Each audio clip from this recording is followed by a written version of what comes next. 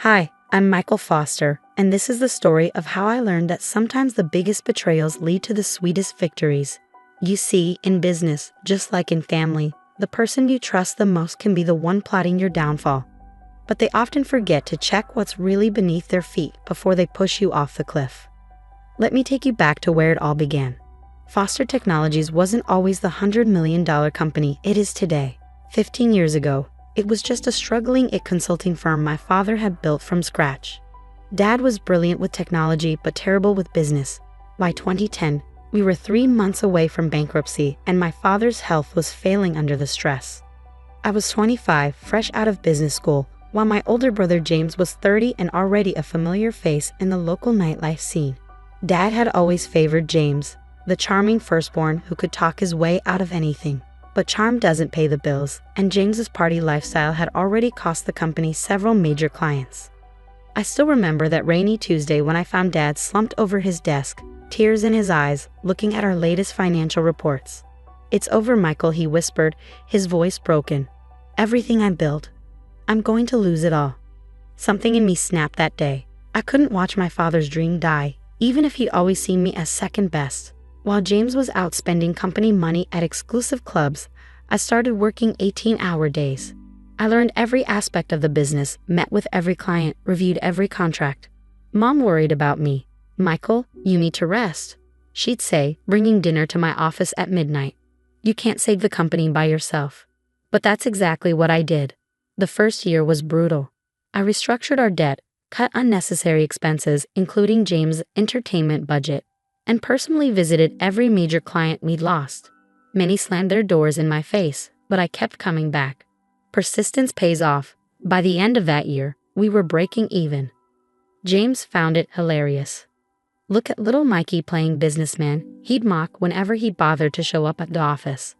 "Dad's still going to put me in charge, I'm the oldest." I ignored him and focused on work. Over the next 5 years, I transformed Foster Technologies from a simple consulting firm into a full-service digital transformation company.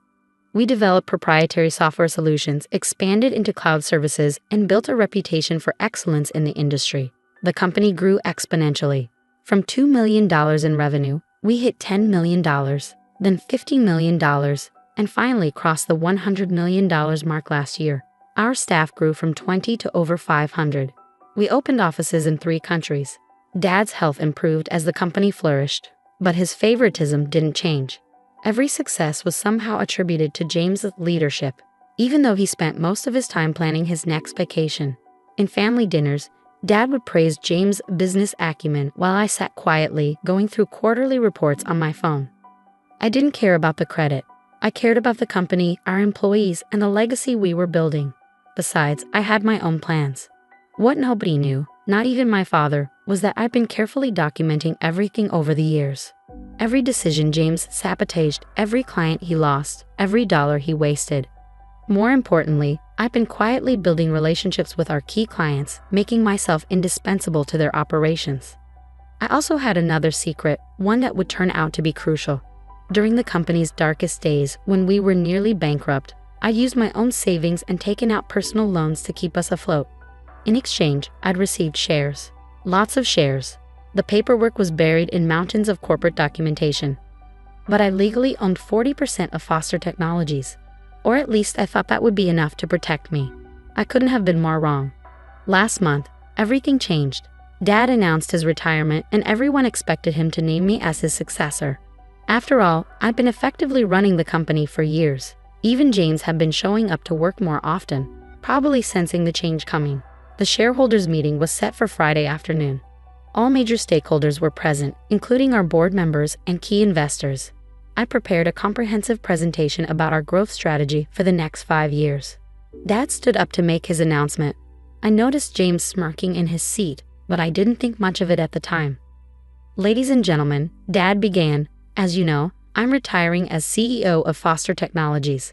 This company has been my life's work, and choosing my successor was not an easy decision." He paused, looking around the room. "But there's only one person who truly embodies the leadership qualities needed to take Foster Technologies to the next level. Someone who understands our family values and has the vision to lead us into the future. I sat straighter in my chair, ready to accept the responsibility I'd been preparing for all these years. My son, James Foster, will be taking over as CEO effective immediately. The room went silent. I felt like I'd been punched in the gut. But Dad wasn't finished. Furthermore, James has brought to my attention some concerning irregularities in our recent operations. It seems that certain individuals have been making unauthorized decisions and potentially compromising our company's integrity. James stood up, holding a folder. I'm afraid my brother Michael has been operating outside his authority, making promises to clients we can't keep, and potentially engaging in unethical practices. I couldn't believe what I was hearing. Every accusation was a twisted version of the truth. The very decisions that had saved and grown the company were being presented as reckless and unauthorized. Therefore, Dad continued, as my final act as CEO, I'm terminating Michael's employment with Foster Technologies, effective immediately. The security guards were already approaching my chair. James's voice dripped with fake sympathy. I'm sorry it had to end this way, little brother. But hey, maybe now you can get a life outside the office. The room erupted in whispers as I was escorted out, my key card deactivated, my access revoked. I could see the pity in some faces, the schadenfreude in others. But they had no idea what was coming. Because while James was plotting my downfall, he'd forgotten three crucial things. First, those unauthorized decisions were all properly documented and approved. Second, my 40% ownership stake wasn't as buried as they thought. And third, well, let's just say that when you spend 10 years building a company's technology infrastructure, you learn where all the bodies are buried, sometimes literally. As I walked to my car that evening, I pulled out my phone and sent a single text message to an old friend at the SEC. Then I went home and waited. Monday morning was going to be very, very interesting. Monday morning arrived with a thunderstorm, fitting weather for what was about to unfold. I sat in my home office, watching the clock tick towards 9 a.m. when James would be strutting into his new CEO office for the first time. The weekend had been interesting. Mom had called 17 times, leaving tearful voicemails about family unity. Dad hadn't called at all. James had been too busy celebrating at his favorite clubs. The photos were all over social media, including some questionable ones with the company credit card clearly visible on the table. I smiled, remembering how James always thought technology was beneath him. That's geek stuff, he'd say, refusing to learn even basic cybersecurity protocols. Well, that arrogance was about to cost him dearly. At exactly 9:15 a.m., my phone buzzed. A text from Sarah, my loyal executive assistant who James hadn't bothered to fire. Probably because he thought she just brought coffee. It's starting, her message read. I opened my laptop and connected to Foster Technologies' internal security feed. Yes, I still had access. When you build a system from the ground up, you always leave yourself a back door. The camera in the CEO's office showed James walking in, coffee in hand, ready to begin his reign. He sat in a leather chair, my chair, and pressed the power button on his computer. That's when the show began. Instead of the Windows login screen, a video started playing. It was security footage from 3 years ago, showing James in this very office making a deal with our biggest competitor to sell them our client data. The audio was crystal clear. Of course I can get you their information, James's voice rang out. My idiot brother does all the work anyway. Just make sure the payment goes to my Cayman account.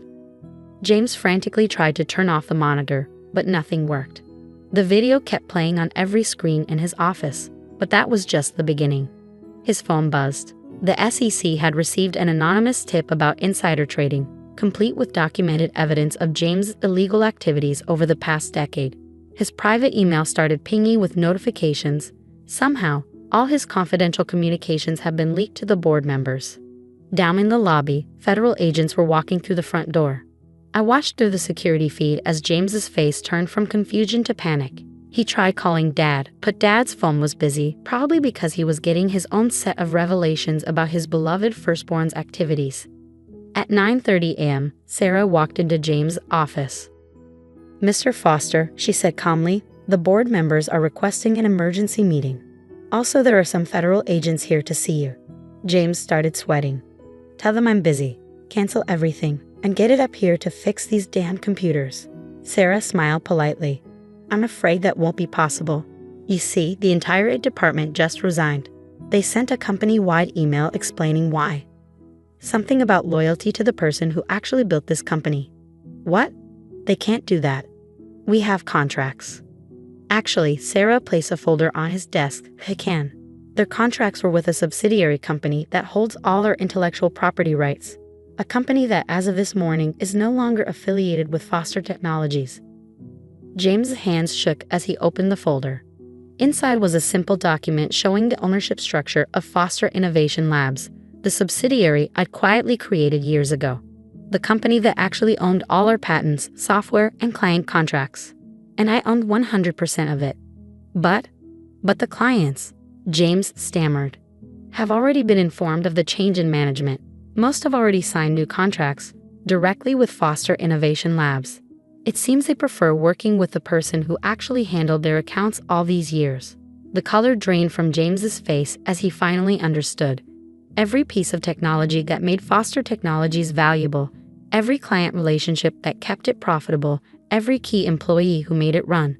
They were all loyal to me. He'd stolen an empty shell. The office door opened again. 2 FBI agents walked in, followed by Mr. Patterson, our chief legal counsel. James Foster, one agent said, "We need to ask you some questions about certain financial transactions." "You can't do this," James shouted, looking wildly around the room. "I'm the CEO. I'm in charge here." Mr. Patterson cleared his throat. "Actually, about that," he pulled out another document. "The board just concluded an emergency meeting. Given the circumstances, they voted to remove you as CEO, effective immediately." "They can't do that. You own shares in Foster Technologies," Mr. Patterson corrected. "A company that, as of 9 o'clock this morning, has no intellectual property, no major clients, and no core development team. I believe the stock price reflects that reality." James lunged for his computer, probably to check the stock ticker. But of course, his screen was still playing videos of his various illegal activities over the years.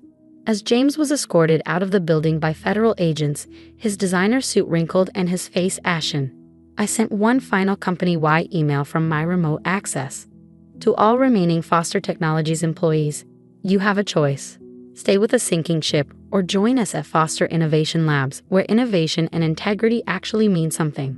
Your jobs are secure, your benefits will be better, and most importantly, your hard work will be respected." Within an hour, 90% of the staff had accepted the offer. But my revenge wasn't complete yet. There was still the matter of dear old Dad's retirement fund. The fallout was spectacular. Within 24 hours, Foster Technologies stock had plummeted 70%. News of James' arrest made headlines in every major business publication. Tech CEO arrested on multiple fraud charges. Foster Technologies in freefall as scandal erupts. But I wasn't done yet. 3 days after James's arrest, I sat in my new office at Foster Innovation Labs headquarters, a modern building I'd secretly purchased 6 months ago. Sarah walked in with a familiar face. Dad's financial advisor, Mr. Goldman. "He's been calling nonstop," Mr. Goldman said, looking uncomfortable. "Ever since he realized that his retirement fund is worthless, I finished for him, because he invested everything in Foster Technologies stock." Dad had always bragged about having skin in the game, keeping his entire retirement portfolio in company shares. It was poor financial planning, but he'd never listened to advice about diversification. Now those shares were worth pennies on the dollar. "Your father is desperate," Mr. Goldman continued. "Mrs. Foster, your mother, she's worried they might lose the house." I leaned back in my chair, thinking about all the times Dad had dismissed my warnings about James's behavior. All the times he'd attributed my success to luck rather than hard work. "Set up a meeting," I finally said. "Tomorrow, 10 a.m., here." The next morning, my parents arrived at Foster Innovation Labs. Mom looked like she'd been crying. Dad looked like he aged 10 years in a week. They sat across from me in the visitor chairs, the same model as the ones Dad used to make me sit in while he lectured me about real leadership. "Son," Dad began, his voice shaking, "I know I made mistakes." "Mistakes?" I interrupted quietly. "You let James destroy evidence of his crimes. You helped him embezzle company funds. You were complicit in fraud that hurt our employees, our clients, and our shareholders." "I didn't know." He tried to protest. "You knew. I cut him off. You just didn't care. Because James was your golden boy and I was just the backup plan." Mom started crying softly. I handed her a tissue. But that's not why you're here, I continued. You're here because you're broke. Because the company shares that were supposed to fund your retirement are worthless. Dad slumped in his chair. Michael, please, we're family. Family? I smiled without humor. Was I family when you let James take credit for my work? Was I family when you fired me in front of the entire company? I pulled out a folder. I learned that dramatic revelations were more effective with proper documentation. Here's what's going to happen. Foster Innovation Labs will buy back your shares in Foster Technologies at their original purchase price. Their eyes widened with hope. But, I continued, there are conditions. First, you both sign a non-disclosure agreement about James' activities. Second, you retire, quietly, to that house in Florida you always talked about. Third, you stay out of my business. Completely. You do that for us, Mom whispered. Not for you, I corrected, for the scared 12-year-old boy who used to believe his father hung the moon. He deserved better than what you gave him. Dad started to speak, but I held up my hand. One more thing. The money comes with a trustee, someone who'll make sure you don't gamble it away on another one of James's schemes. Monthly allowance, investment restrictions, the whole package. You don't trust us, Dad said sadly. You taught me that lesson very well. They signed the papers. As security escorted them out, Dad turned back one last time. I was wrong about you, son. You're a better businessman than I ever was. No, Dad, I replied. I'm just better at remembering who my real enemies are. 5 years have passed since then. Foster Innovation Labs is now a billion-dollar company known for its cutting-edge technology and ethical business practices. James served 2 years in prison and now works as a bartender in Vegas. Dad and Mom live quietly in Florida, sending occasional postcards that I never answer. Last week, I received an invitation to speak at my old business school. The topic? The importance of integrity in family business. I accepted with a smile. After all, I have quite a story to tell. Sometimes the best revenge isn't destroying your enemies. It's building something so successful that they have to live with the knowledge that they bet on the wrong horse. And as for those who wonder how the quiet one, the careful one, the backup plan pulled off such a complete victory, well, let's just say that while the peacocks are busy showing off their feathers, the eagles are watching, waiting, and planning their next move. Because in business, just like in life, it's not about who starts at the top. It's about who's still standing when the dust settles.